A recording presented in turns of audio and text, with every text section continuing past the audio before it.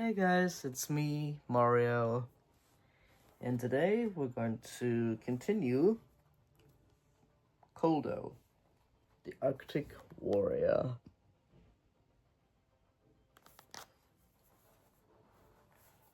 Chapter 8, Tackling the Ice Giant.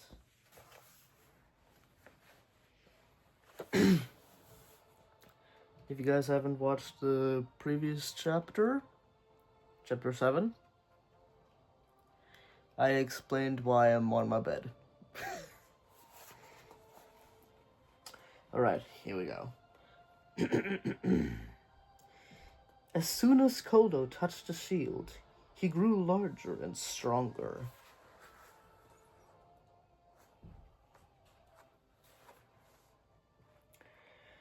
My work is done, laughed Freya. She turned and sprinted away, bounding across the still frozen banks of the lake. Koldo stood up, looming as tall as two men. The ropes around his neck tightened and then snapped. People yelled with fear and began to panic. "The fire will hold him," cried a woman. But she was wrong. Koldo swung a foot and kicked one of the torches from the ground. It arched into the night sky like a shooting star. In the space of a few heartbeats, Koldo had turned from a pathetic captive into a terrible monster. He was Velmil's once again. From the frozen lake's shore, Tom's stallion whined. "Keep Storm away from the middle," shouted Tom to Elena. "The ice isn't thick enough to take him." Tom sheathed his sword and began to pick his way across the ice. But he barely took a step before a frozen fragment tipped dangerously and he was sliding towards a broken edge.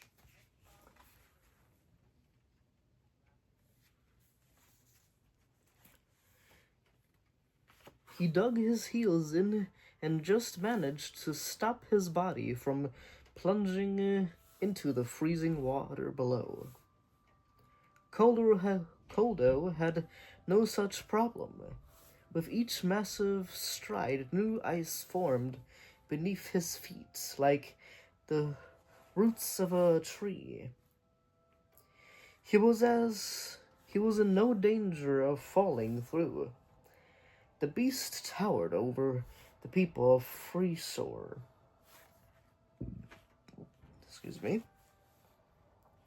Growing larger with every step. With one sweep of his arm, 3 people were scattered across the ice like skittles. Silver bravely darted between Koldo's legs, and for a moment the ice giant was distracted. The beast swatted at Silver, but the wolf was too quick. Some villagers scrambled to safety, but Tom needed to come up with a plan before someone was killed. He struggled to his feet and held his arms out to balance himself as the broken ice rocked dangerously. How could he fight like this? There must be something he could do. Something to help him stay upright. Of course, the scales. He looked back at Elena, standing with Silver and Storm near the shore, where the ice was thick. She looked on, her bow at the ready, against Koldo. Arrows would be useless. Carefully, Tom shuffled towards her, keeping his gaze firmly on Koldo. Finally back beside Storm, he fished into the saddlebag with freezing fingers and pulled out the leather sack. Inside was the set of scales. "I hope I'm right about this," he muttered to himself. "What are you doing?" asked his friend. "We can't run away." "I'm not," said Tom. Wait and see. He heard Koldo roar.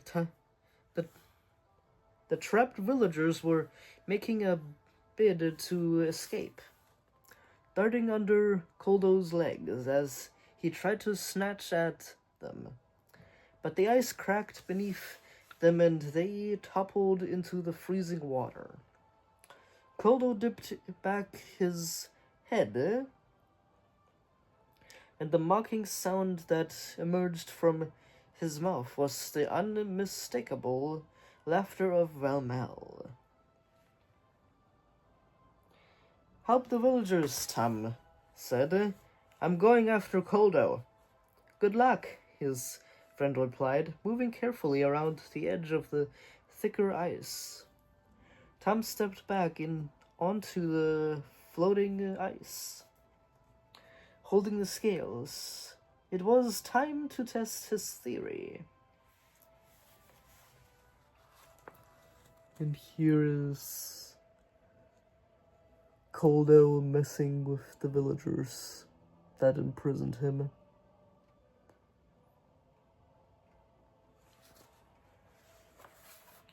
As soon as he felt unsteady and his feet began to slide, the scales tipped in the opposite direction and he regained his balance.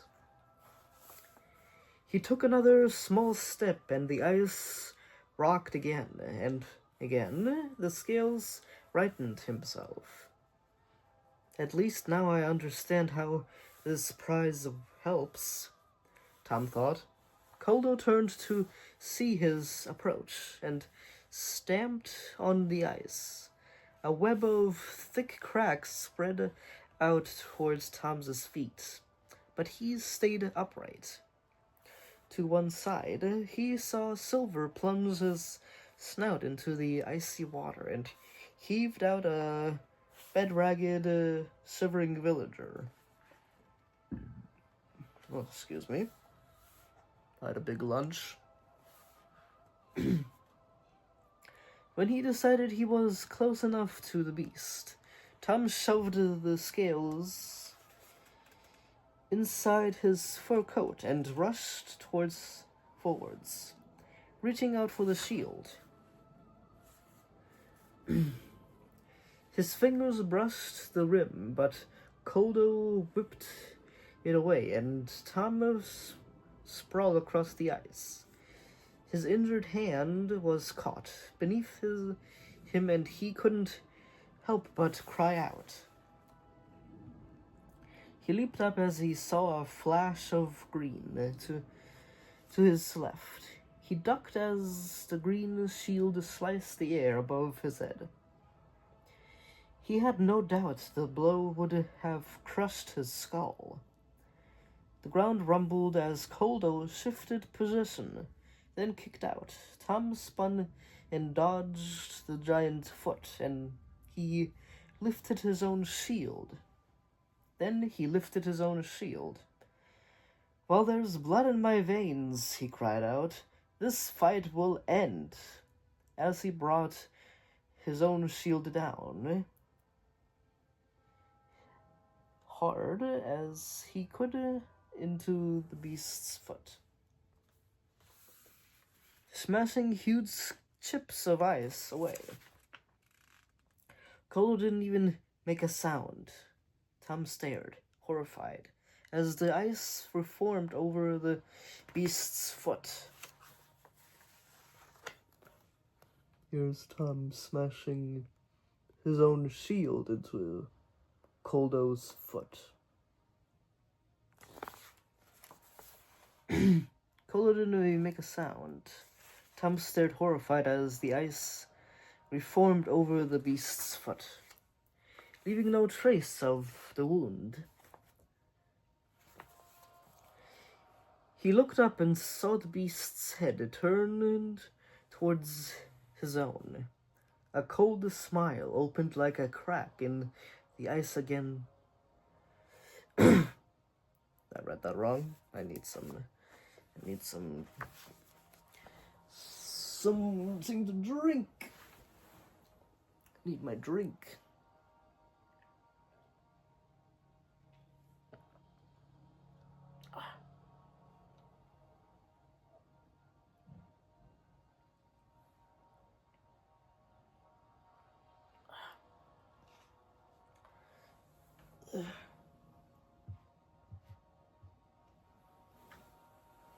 Stay hydrated, everybody.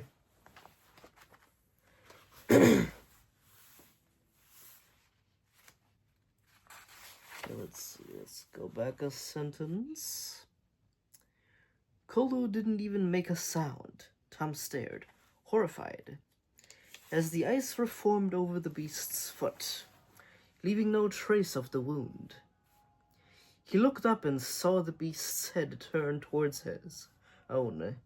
A cold smile opened like a crack in the ice giant's face. The beast lashed out a sudden, violent kick, and Tom was lifted into the air. He slammed back onto the ice, skidding against a snowdrift. Chilled water soaked into his tunic as he tried to get his breath. Koldo strode towards him. "Move," Tom commanded himself, but his limbs were too slow to respond, and his head felt fuzzy. The beast split into two as Tom's vision blurred.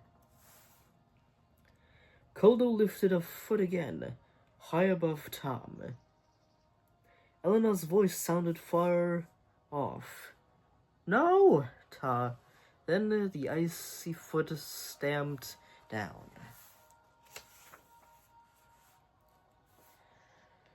And hopefully I can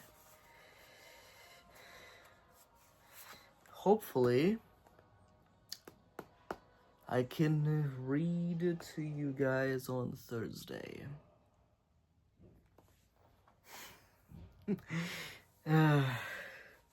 Sorry guys, but that is when the chapter ends.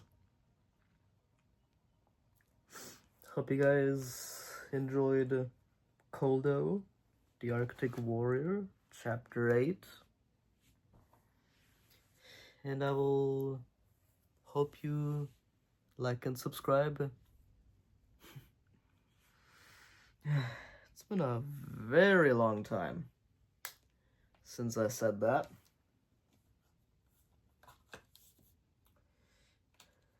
Very long time.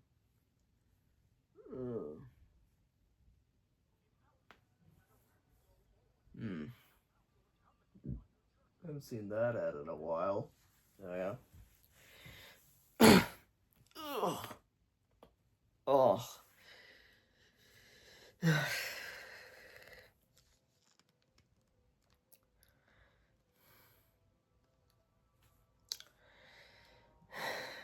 I've been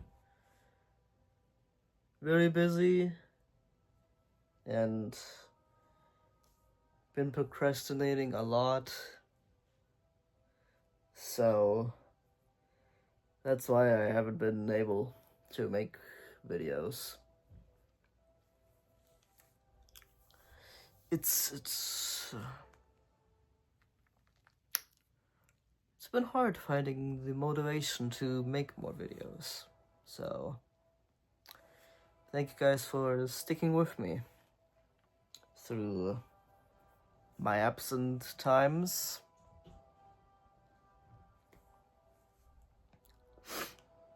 I hope you guys liked this chapter. Please check out the ghostwriters that wrote these books. They're really good. I did some research on Beast Quest while I was not recording, and I found out that Adam Blade is not an actual person. Yeah. Adam Blade is a group of ghostwriters that created the Beast Quest series and been making them ever since the 1990s, I think, if I remember correctly. So that's why That's why some of the things in the later books don't really appear until later. Like Tom's belt. It has a jewel that can make Tom have the ability to communicate with beasts. So... don't know why he hasn't been using it. Probably because Series 5 was written by a different writer than Series 3. At least that's my theory. Like, there's been so many instances where Tom could have used the belt to talk to the different beasts that he encounters. There have been so many instances, like in this chapter. So many instances that he could have talked to the beasts with the jewel he got from, I'm blanking on their name right now. Was one of the Gorgonian beasts, I think. Yeah, Gorgonian beast. I feel like I have a theory that the beasts are still living within those crystals that he has on his belt. And, yeah, I don't know why he's not using them in Series 5.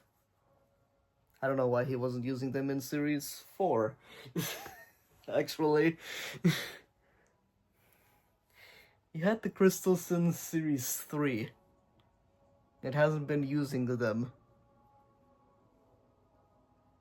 I've been reading Series 6, 7, and 8 off camera. And he used them in, like, Series 7? So I think, like, Series 3 and 7 are written by the same writer. So, it's a bit weird. I think all the writers have a set of magical items that they use in their books. Like in this series, he's been, like in the Series 5, he's been using his sealed powers. His sealed powers more than the others, or the others aren't being used at all.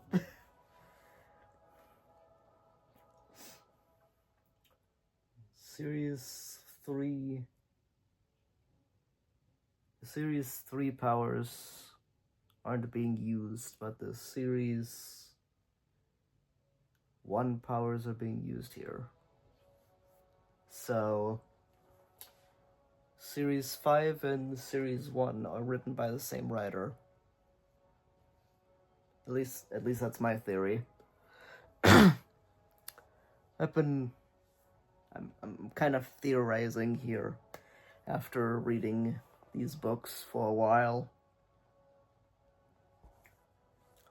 And I did some research off camera, like I probably said before. And, yeah.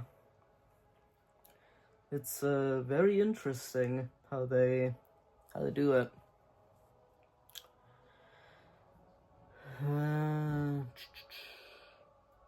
Well, that's all I have to say about Beast Quest for now. And I will see you guys in the next video.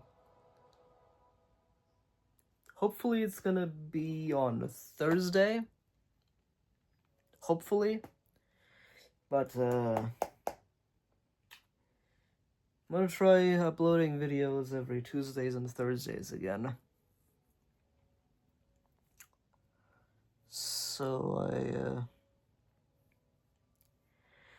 I don't disappoint you guys.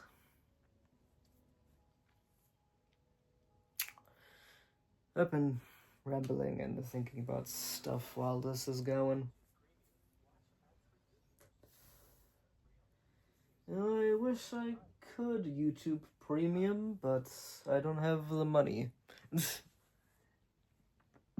Ooh, excuse me. Alright, hope you guys like, subscribe, hit the bell if you guys are interested in more Beast Quest videos, and some more Great Dragon Book entries. Great Dragon Book entries. Right. See you all in the next one.